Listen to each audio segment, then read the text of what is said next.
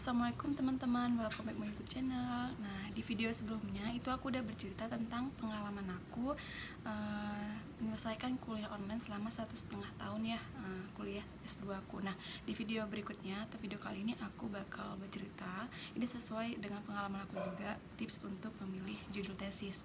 Nah, untuk judul tesis itu sendiri kita di semester 2 ya teman-teman. Yang pertama tuh kita menentukan tema tesis yang akan kita angkat itu di semester 2 untuk menentukan pembimbing tesis kita, karena setelah kita menentukan tema atau topik tesis kita itu akan dipilih pembimbing yang memiliki keahlian di bidang itu. Nah, jadi selama aku menentukan tema tesis itu aku cukup berpikir panjang juga ya teman-teman. Takutnya setelah aku memilih tema atau topik tesis ini, aku takut nanti terhambat di tengah jalan, entah itu dari segi referensi atau aku kurang paham dengan tema yang aku pilih sendiri gitu. Jadi aku putuskan untuk memilih tema yang sama dengan skripsi aku waktu S1 gitu. Nah, berhubung dengan waktu basic aku pendidikan, jadi dulu waktu S1 itu aku pokoknya beda itu aku menggunakan media pembelajaran, analisis media pembelajaran gitu teman-teman. Jadi untuk yang tesis ini sendiri aku beda, yaitu lebih analisis tapi ke topik aku misalnya tentang model mental begitu teman-teman. Karena waktu S1 itu kan aku mengangkat tema model mental tapi menggunakan media pembelajaran, sedangkan di S2 ini aku fokus ke analisis model mentalnya itu sendiri gitu. Jadi ada hubungan antara skripsi aku dengan tesis aku gitu. Jadi tapi di tesis ini lebih mendalam lagi ya teman-teman dalam penelitiannya atau pembahasan yang kita cari gitu. Nah, setelah kita menentukan tema untuk tesis kita, itu nanti akan ditunjuk pembimbing. Setelah kita mendapatkan pembimbing, mungkin bagi teman-teman ada yang berpikiran, boleh nggak sih kalau judul S1 dengan S2 itu sama atau berbeda. Nah, kalau untuk samanya sendiri, kalau untuk sama banget itu nggak boleh teman-teman. Jadi, tapi kalau untuk tema atau topik yang diangkat itu sama, boleh gitu. Misalnya teman-teman dari S1 itu basicnya pengembangan R&D gitu, teman-teman boleh di S2-nya mengambil dengan menggunakan pendekatan kualitatif atau kuantitatif saja atau mixed method gitu, boleh teman-teman. Nah, jadi saran aku untuk memilih tema tesis atau judul tesis itu sesuai dengan kepemahaman kita. Yang pertama tentang pemahaman kita terhadap topik atau judul tesis yang akan kita angkat. Yang kedua, lihat referensi yang akan digunakan. Apakah referensi yang akan kita pakai itu banyak atau sulit kita temukan atau bagaimana. Nah, kalau untuk S1 kemarin kan itu untuk referensi sendiri. Untuk jurnal-jurnal internasional kan boleh ya teman-teman dicampur dengan jurnal nasional gitu. Tapi kalau untuk S2 ini sendiri itu lebih diarahkan atau memperbanyak jurnal-jurnal internasional. Nah, untuk menganalisis jurnal-jurnal internasional sendiri itu kan agak rumit ya teman-teman. Bagaimana bukan sembarang comot-comot terus dimasukkan ke dalam pembahasan atau latar belakang atau ke teori kita gitu. Jadi kita harus paham juga jurnal-jurnal yang memang fokus ke tesis yang kita pakai. Terus bagaimana cara untuk memasukkan kalimat per kalimat dari jurnal itu untuk mendukung pembahasan kita gitu. Jadi intinya tuh kalau untuk memilih judul tesis itu lihat dari referensinya dulu kalau aku sih gitu.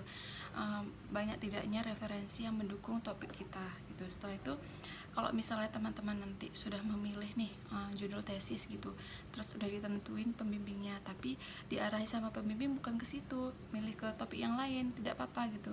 Teman-teman coba aja gitu. Cuman setelah diarahkan oleh pembimbing, teman-teman coba lihat dari diri kita sendiri gitu, apakah kita mampu untuk menanggung atau menyiapkan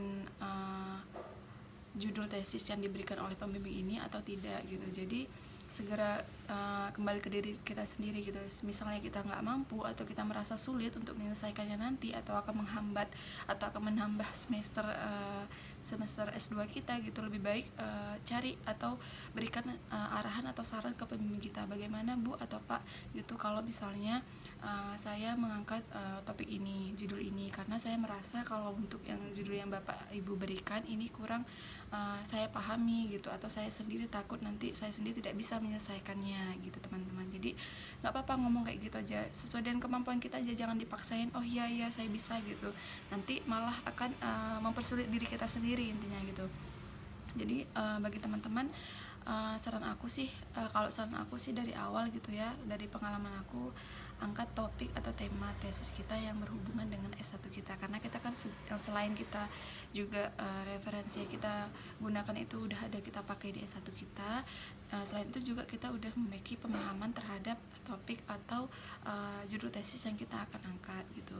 Selanjutnya akan kita ikutin aja bagaimana tujuan atau arahan tesis kita ini. Ingat, tujuan tesis dengan tujuan penelitian tesis dengan skripsi itu harus berbeda ya teman-teman, tidak boleh sama gitu.